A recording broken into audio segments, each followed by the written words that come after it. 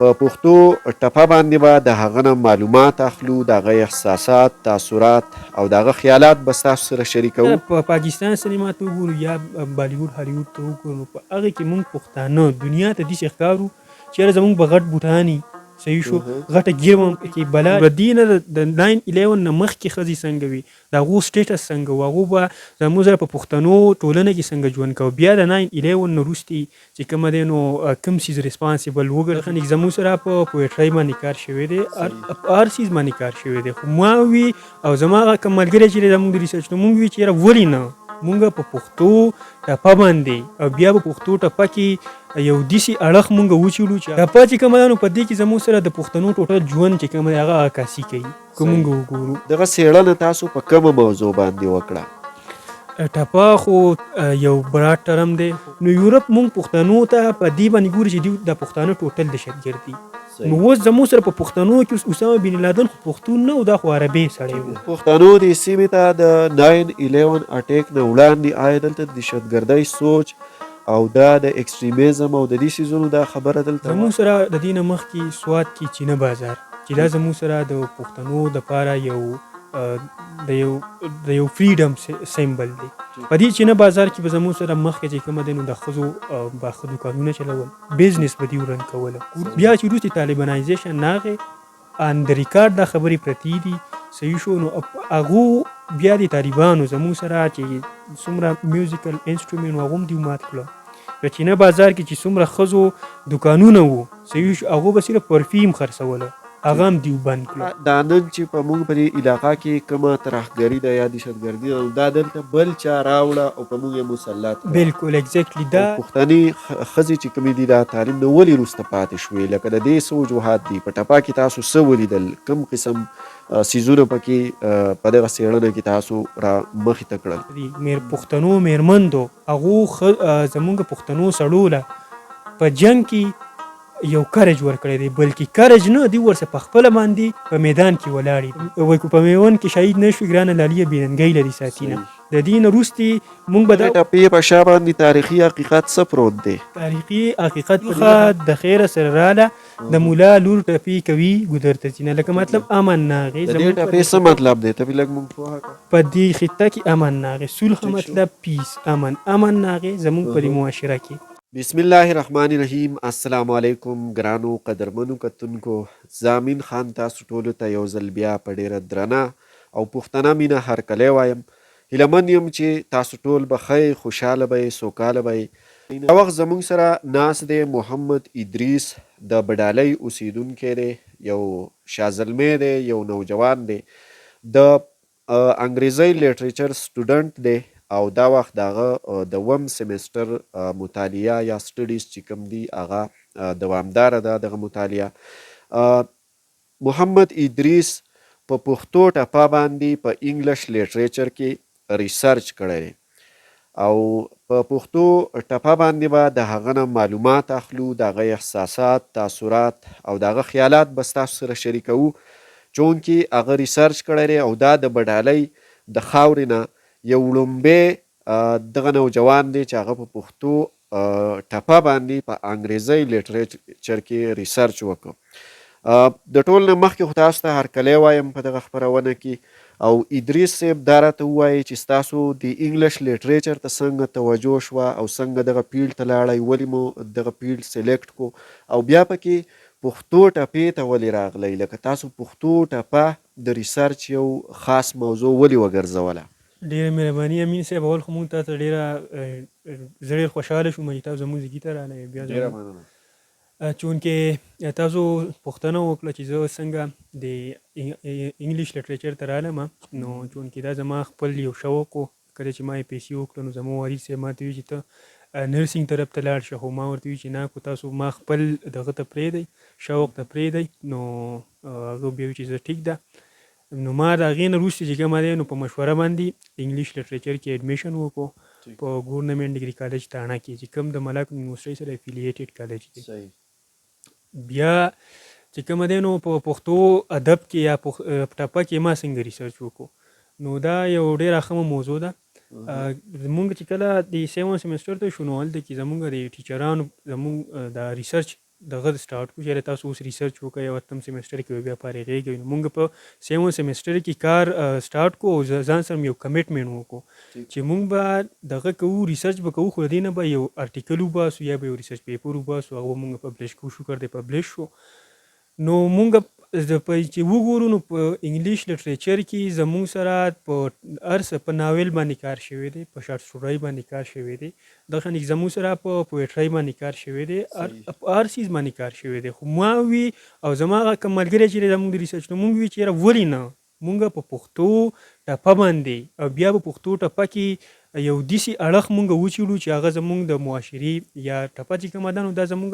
د پښتو هغه ریپرزنټیشن دی مخکې راته دا ووایي چې دا ټپه څه شی دی تاسو ورته په څه نظر ګورئ او زیاتره زمونږ چې کومه مذهبي طبقه ده په هغې کې ځینې داسې خلک دي چې هغې ټپه اورېدل یا سندره هغې ته بالکل کوپر ښکاري خو تاسو دې ته په څه نظر ګورئ د یو لیټرري سټوډنټ په رڼا کې لکه تاسو تجربه څه وشوه تاسو ورته څه نظر لرئ دا ډیر اهم سوال دی چې زمونږ اول خو ټپه څه ته وایي نو ټپه خو مونږ به دا ووایو چې دا یو په دوه کړۍ دي صحیح شو دوه کړۍ ده په دې کې زموږ سره 7 چې کوم دي نو اولنی دغه کې زموږ سره په اولنی لاین کې زموږ سره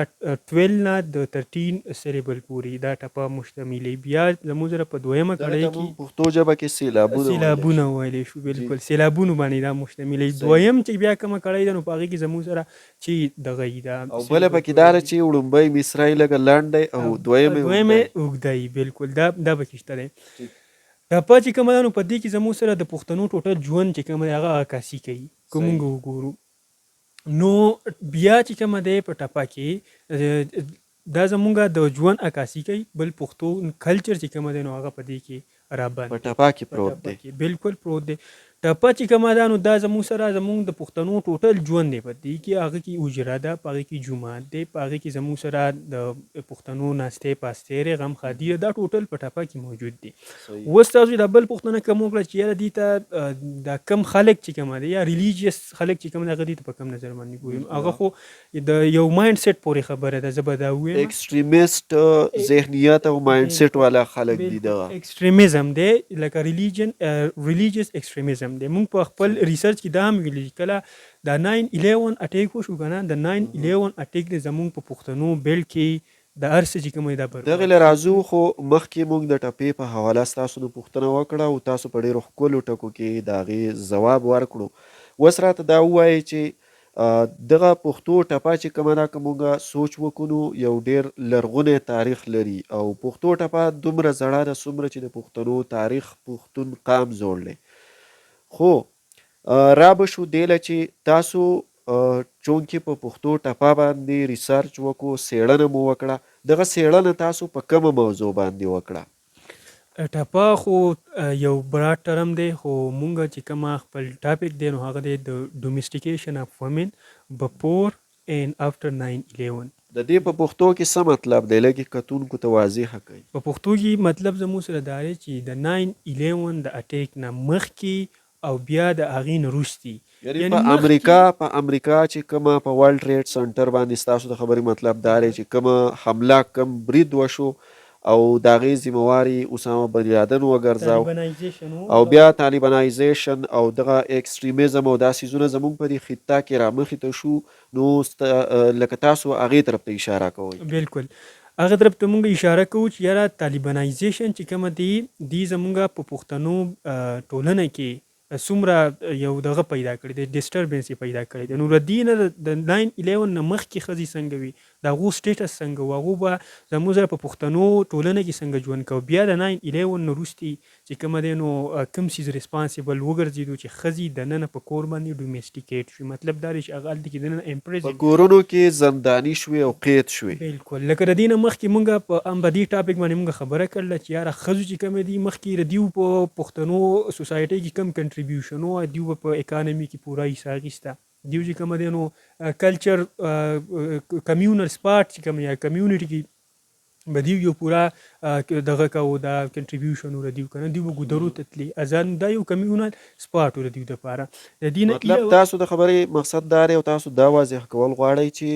د 9/11 نه وړاندې یا زموږ د پښتنو چې کوم تاریخ دی په دغه دور کې پښتنې ښځې هم د پښتنو زلمو او ځوانانو سره څنګ په څنګ ولاړې وي او په هر یو میدان کې ورسره مبارزه مخ په وړاندې وړه. بالکل هغه ته په د 9/11 نه مخکې یو فری سپیس میلاو صحیح وروسته چې کومه دی نو بیا زموږ سره یعنی ریلیجیس ایکسټریمیزم به ورته مونږ وایو طالبانایزیشن به ورته وایو دغه شان دي خلک ایکسټریمیست رالو صحیح شو زموږ سره بیا هغه ښځې چې کومې دي مخکې هغه دا ښځه چې کومه ده از ا سیمبل اف کریج و د سړو دپاره خو وروستې دغه سیمبل اف کریج چې کومه ده نو هغه سایلنټ شو. صحیح د دې څه وجوهات دي لکه د دې نه وړاندې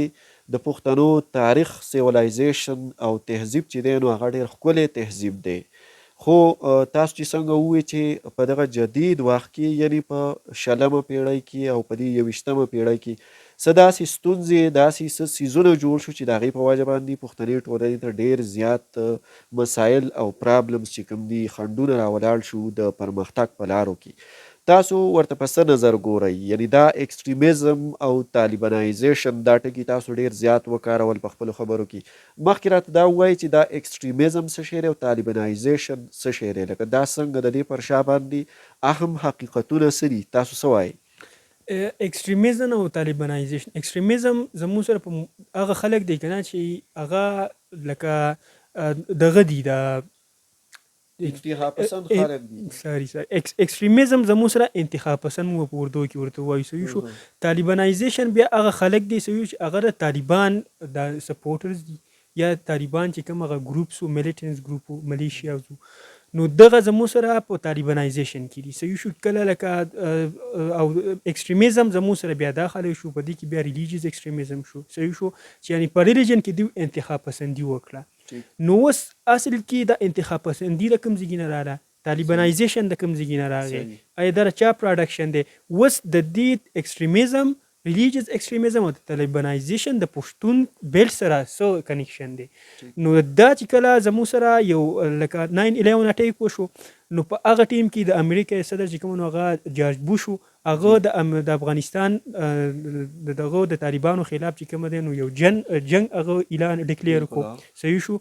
نو بیا هغه یو جنگ کله ډیکلیئر کو نو هغه په افغانستان باندې دغه اټیکس وکړه د هغې اټیکس چې کومه دی نو یوازې افغانستان ډیمیج نه کو صحیح شو هغې په خیبر پښتونخوا کې یو څه ریجنز چې کومه لکه باجوړ شو دغه کې وزیرستان شو دا زموږ پښتنو بیلډز دي په پښتون کمیونټي هلته اوسېږي نو زموږ کلچر چې کومه دی نو هغه دغلته کې ډسټرب شو نو اوس د دغې نه وروستې ښځې چې کومه دي هغه څنګه ډومسټیکیټ شو اوس د دې طالبانایزیشن بیا د طالبانایزیشن د ایکسټریمیزم چې زه وایم نو د طالبانایزیشن نه وروستې راغلی دی چې دې خلکو د ایکسټریمیزم په مونږ کې دې خلکو په مایند سیټ کې دغه څیز کېښودو او دغه سوچ او دغه نظریه یې خلکو له واره کړه پښتانه یو قسم په زیات ګڼ شمېر پښتانه ایکسټریمیست جوړ کړه ایکسټریمیست جوړ کړه لکه زه به دا خبره وکړم ډېره به بخښنه سره وایم چې لکه د دې ځای نه به کوم مجاهدین تله یا د مدرسو نه تله یا چې کومه دی نو دوی به دغه نه لېږله واټ ایور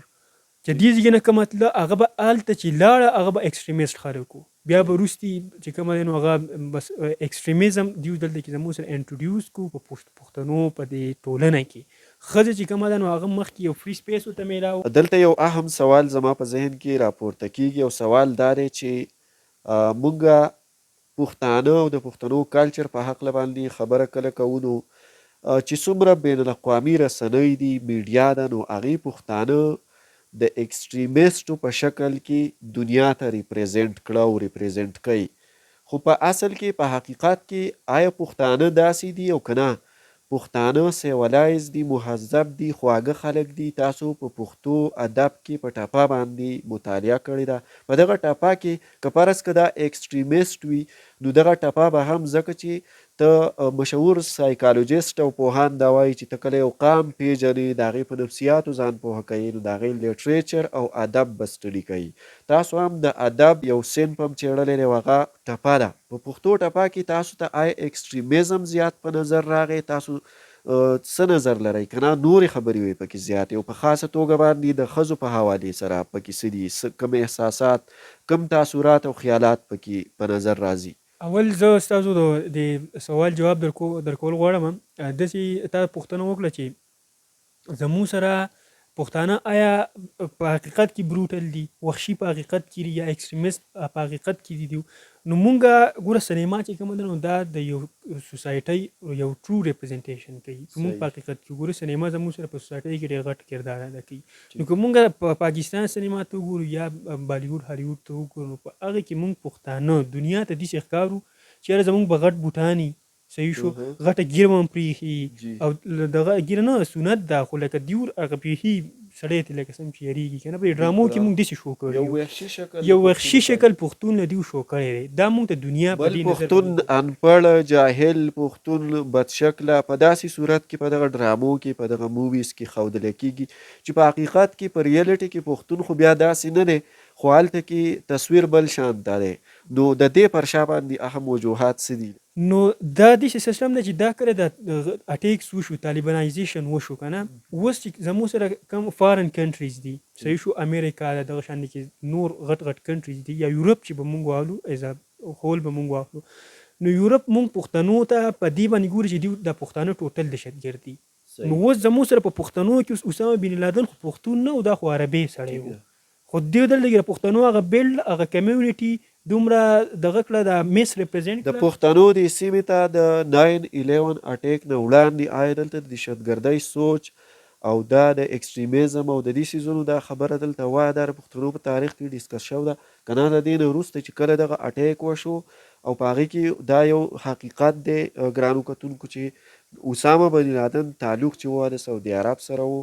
خو هغې ته پناه د افغانستان په جغرافیه کې دغه خلکو ورکړه د اسلام په نوم باندې چې دی یو ښه کار کړی دی. په دې وجه باندې پښتانه ورسره هم ټول بدنام شو او پښتنو ته په بین الاقوامي رسنۍ کې دغه نوم ورکړی شو چې دا ټول خلک چې دي دا وحشیان دي، دا وایلنټ ټایپ خلک دي، ذهنیت والا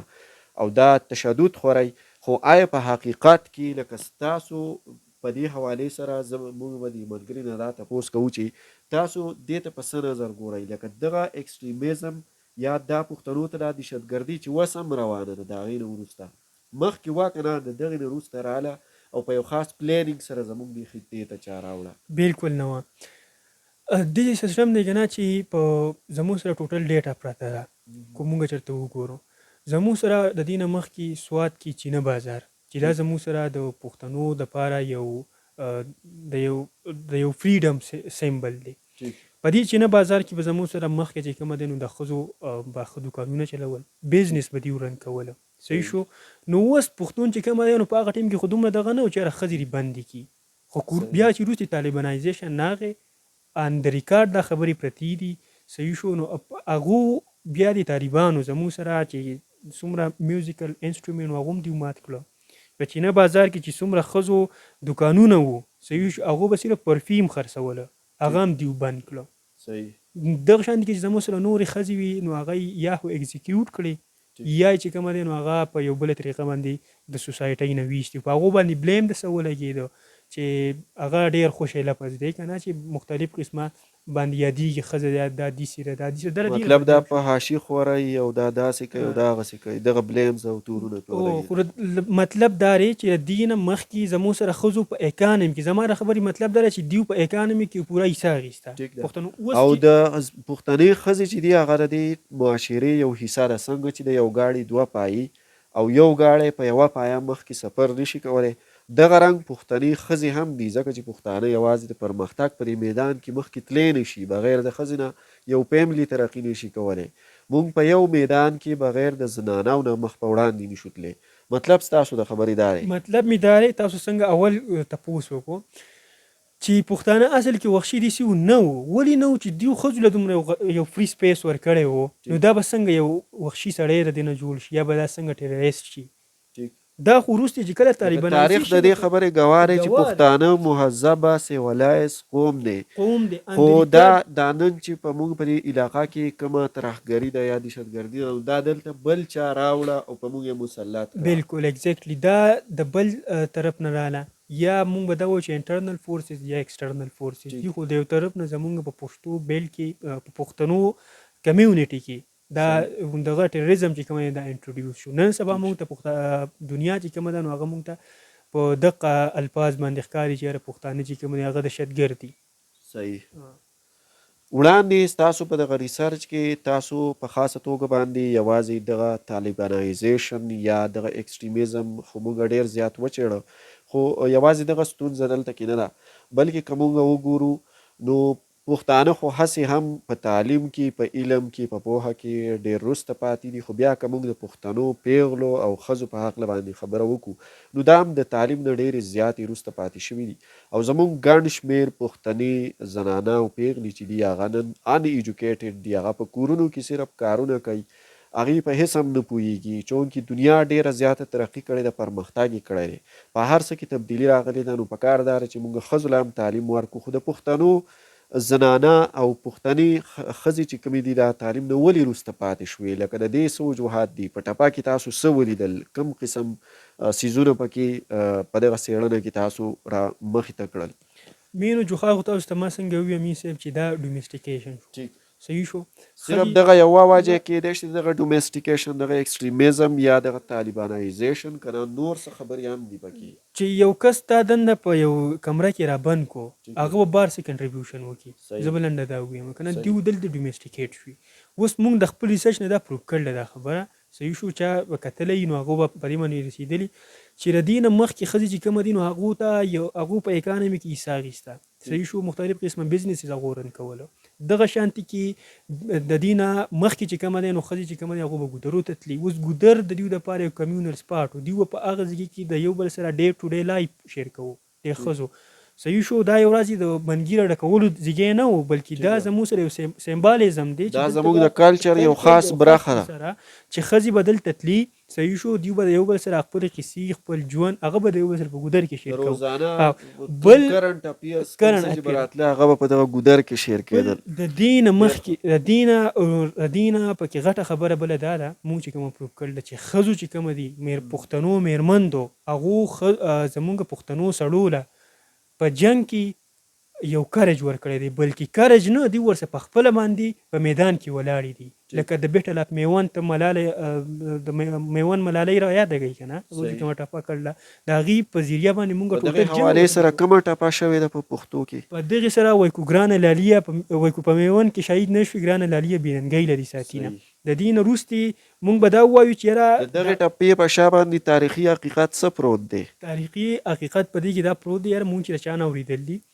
یا موږ په خپله سټډي کړلي نو هغه دا وایي چې دې ځای کې د پښتنو چې کومه دی نو دا جنګ یې بېللی و. خو په دغه ځای کې زموږ سره یو پښتنه پیغله راغله چې هغې ته موږ میوند ملالۍ وایو. هغې دا ټپه وکړه د هغې په ذریعه باندې د دې ټپې په ترو باندې زموږ پښتنو هغه پښتنو جذبې بیرته راوپارېدې او هغه جنګ یې وګاټه، بیللی جنګ یې د انګریزانو پر ضد وګاټه. بل د دې نه مخکې زموږ په پښتنو دغه کې د ټولنه کې بله خبره دا ده چې د ښځو ته یو پوره ازادي وه. ازادي به ورته دا ووایم چې لکه هغو به تلی شوي. صحیح شو. لکه زموږ سره دا ټپه ده سلخه د خیره سره راله د مولا لور ټپې کوي ګودر ته ځینه. لکه مطلب امن ناغې د دې ټپې څه مطلب دی؟ ته بې لږ موږ پوهه کړه. په دې خطه کې امن ناغې، سلخه مطلب پیس، امن ناغې زموږ په دې معاشره کې. صحیح شو. اوس مولا چې کومه دی نو دا دلته کې زموږ سره ریلیجیس سیمبل دی. لکه مطلب د مولا لور ټپې کوي ګودر ته ځینه. دا راته ووایي چې د مولا د ده دا لور ولې ټپې کوي؟ د دې نه مخکې موږ به دا وایو چې دا ټپه دومره بدنامه نه وه لکه نن سبا یې څومره بدنامه شوه. لکه موږ به دا وایو چې په هغه ټیم کې کوم مولا و ستاسو د خبرې مطلب دا دی چې مولا یو ریلیجیس یو مذهبي سړی دی، زموږ د مذهب یو رهنما دی، زموږ امام دی، خو د هغه لور به هم ټپې کولې ځکه چې دا ټپه بد سیز نه و، ښه سیز و. خو وروستې بیا دا بدنام شو. د څه سره بدنام شو؟ دغه ریلیجیس ایکسټریمیزم راغی. صحیح شو. طالبانایزیشن مطلب موسیقۍ ته، کلچر ته، ټپې ته، سندرې ته، شاعرۍ ته، ادب ته، دې هر څه ته د دې پر ضد ایکسټریمیزم رامخې ته شو او ایکسټریمیسټو په دې هر څه باندې فتوې جاري کړې چې دا څیزونه صحیح نه دي، دا د دې پروموشن د دې پرمختګ نه دی پکار او صرف په یو خاص قسم دایره د ژوند لپاره هغوی جوړه کړه وایي چې په دې کې اوسېږئ. ټپه نن سبا ورته خلک په کم نظر باندې ګوري. څوک ټپېږي وایي دا ډم دی الان کې د دې نه مخکې ټپه چې کومه ده هغه به یو عام سړي به هم ویله ملا به هم ویله چې څوک به و هغه به ټپې ویلې خو نه سبا بدنامه شو چونکې په ټپه کې زموږ سره د پښتنو ټوټل هغه ژوند جواک دی صحیح شو په دې کې بد څه نشته دی ټوټل ژوند جواک دی زموږ کلچر دې نه ریپرزینټ کېږي خو نن سبا بدنام شو امین لکه ټپې نه موږ ډېر زیات ایجوکیشن او تعلیم حاصلولی شو په ټپه کې ډېرې ښې خبرې دي خو که موږ ورته وګورو خو لکه ستاسو په خبره بالکل کتونکي به هم پوهه شوي چې ټپه چې کومه ده پښتو ټپه په هغه په هر حوالې سره شو ده زموږ نفسیاتي زموږ ټولنیز کلتوري ژوند چې کوم دی مختلف اړخونه ټپې چې کوم دي نو هغه څېړل دي او په دغه پښتو ټپه کې پراته دي که موږ د ټپې ژوره مطالعه وکړو خو کوم ایکسټریمیست چې دي په نن سبا دور کې چې راوچت شوي دي نو هغوی دا وایي چې یاره د دغه ټولو څیزونو ته مطلب ادریس هغوی په یو منفي نظر ګوري بالکل دغه شانتي ده مونږه پښتانه څنګه چې مونږ مخکې په دې کې وي چې یاره پښتانه مونږ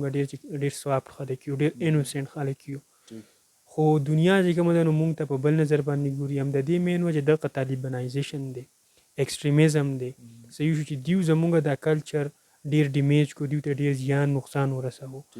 وروستي د دغې نه مخکې چې مونږ ټپو ته وګورو په ټپه کې چونکې زمونږ ژبه هم محفوظه ده زمونږ کلچر محفوظ دی هغو ته وګورو مونږ ته صفا پته لګي چې یاره پښتانه په حقیقت کې داسې نه وو وروستي چې کومه دی نو دا قسمه خلک راغی او هغه په پښتنو کې یو داسې سټریکټ رولز امپوز کړو چې د هغې د وجې نه زمونږ ټوټل کلچر او دغه د ژوند جواک ته زیان ورسېدو ادریس دا راته ووایي چې دغه کمې ستونزې دي چې نن سبا واقعي خبره ده چې دا د پښتنو په ټولنه کې ډېرې زیاتې لویې ستونزې دي د دې د حل لپاره داسې تګلاره څه کیدی شي چې دغه څیزونه د خلکو د مایند سیټ نه د ذهن نه ختم شي او د خلکو ذهن کلیر شي د خپل کلتور سره مینه ولري د خپلې ژبې سره د دغه ټولو څیزونو سره ځکه چې د دې نه بغیر موږ خپل ځان نشو پیژندی چې تر څو پورې موږ خپل کلچر نه وي سټډي کړی خپله ژبه خپل تاریخ او که په دغې باندې موږ نظر ونه لرو د دې مطالعه ونه کړو موږ به نور هم د خپل کلچر څخه د خپل تاریخ څخه نااشنا پاتې شو او د دنیا دغه نور قامونه به د هغې په لاسو کې به لوبیږو د دې حل سره تاسو څه وایي حل زه به دا وایم چې ایجوکیشن زموږ سره یو رڼا ده د دې په ترو باندې به مونږ ښه او بد وپېژنو لکه څه روان دي زمونږ په دې معاشره کې څه روان دي زمونږ په دې پښتون بیلټ کې څه روان دي کمیونټي کې څه روان دي مونږ به دا صرف د ایجوکیشن نه پېژنو دویمه خبره په دې کې د کلچر د ښودلو کې صحیح چې مونږ خپلو بچو ته خپل را روان چې کوم جنریشن ده هغو ته مونږ خپل کلچر وښایو هغو کې یو غټ کنټریبیوشن پیرنټس هم ادا کولی شي چې پیرنټس ورته وښایي چې یاره مونږ پښتنو کې دا زموږ کلچر دی صحیح دا زموږ ثقافت دی په دې سره به مونږ ژوند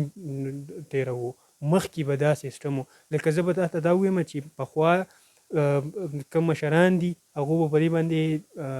ښه پوهېږي بالکل لکه مشران چې کوم هغه به حجرې ته راتلل په حجره کې به خبرې کېدې اوس زموږ جومات ته ځو خو حجره ختمه شوه هغه زموږ د کلچر حصه ده نو په هغه حجره کې به زموږ نوي نسل زده کړه کوله خو اوس هغه نشته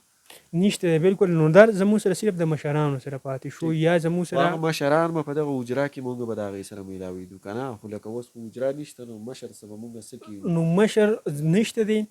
خو که چېرته کې پاتې موږ د هغې نه خبرې واورو صحیح شو دغه کې مختلف قسمه ریسرچ وکړو صحیح شو دنیا ته وښایو پوهان واورو زموږ سره په پښتنو کې بلاش سکالرز دي چې هغو الریډي په دې باندې کار کړی هم دی او کوي هم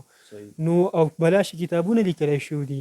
دا وګورو نو زه به وایم چې زموږ کلچر به محفوظ هم شي او ینګ جنریشن چې کوم دی هغه به د کلچر سره فیملییر هم شي په اخره کې د مرکه ډېره زیاته اوږده شوه خو فاینلي به تاسو پښتون قام ته پښتنو پیغلو ته ښځو ته ځوانانو ته ټولو پښتنو ته به تاسو څه پیغام لرئ پیغام زموږ دا دی چې